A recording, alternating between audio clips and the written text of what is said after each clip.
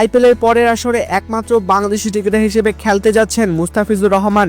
9,20,00,000 রুপিতে তাকে দলে নিয়েছে কলকাতা নাইট রাইডার্স। আগামী মার্চের শেষ দিকে শুরু হয়ে প্রায় 2 মাস চলবে বিশ্বের সবচেয়ে জনপ্রিয় ফ্র্যাঞ্চাইজি টুর্নামেন্ট আইপিএল। কিন্তু টুর্নামেন্ট শুরুর আগেই বড় বিতর্কে জড়িয়েছে মুস্তাফিজের নাম। ভারতের মধ্যপ্রদেশের উজিউরি শহরে কয়েকজন ধর্মীয় নেতা হুমকি দিয়েছেন মুস্তাফিজকে মাঠে নামালে তারা ম্যাচ চলাকালীন মাঠে ভাঙচুর চালাবে। এই হুমকির পেছনে কারণ হিসেবে তারা উল্লেখ করেছেন বাংলাদেশের সাম্প্রতিক সময়ে হিন্দু ধর্মাবলম্বীদের ওপর সহিংসতার ঘটনাগুলো। এমনকি সামাজিক যোগাযোগ মাধ্যমে কলকাতা নাইট রাইডার্সকে বয়কটের ডাকও দেওয়া হয়েছে।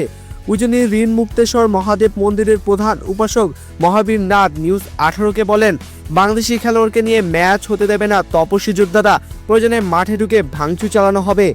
উল্লেখ্য, গত 18 ডিসেম্বর ময়মনসিংহে এক হিন্দু শ্রমিক দীপচন্দ্র দাসকে ধর্ম অবমাননার অভিযোগে তুলে পিটিয়ে হত্যা করা হয়। তবে পরে সেই অভিযোগের সত্যতা পাওয়া যায়নি। এর কয়েকদিন পর রাজবাড়ীতে অমিত্র মণ্ডল নামে আরেকজন হিন্দু ধর্মাবলম্বীও নিহত হন। এদিকে মুস্তাফিজ পুরো আইপিএল খেলতে পারবেন কিনা তা নিয়েও রয়েছে অনিশ্চয়তা। বিসিবির সভাপতি আমিনুল ইসলাম বুলবুল জানিয়েছেন, আইপিএলের সময় বাংলাদেশের আন্তর্জাতিক সূচি দেখে সিদ্ধান্ত নেওয়া হবে।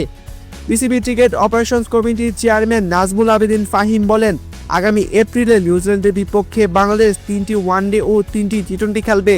এই সিরিজ খেলেই মুস্তাফিজ আইপিএলে যোগ দেবেন।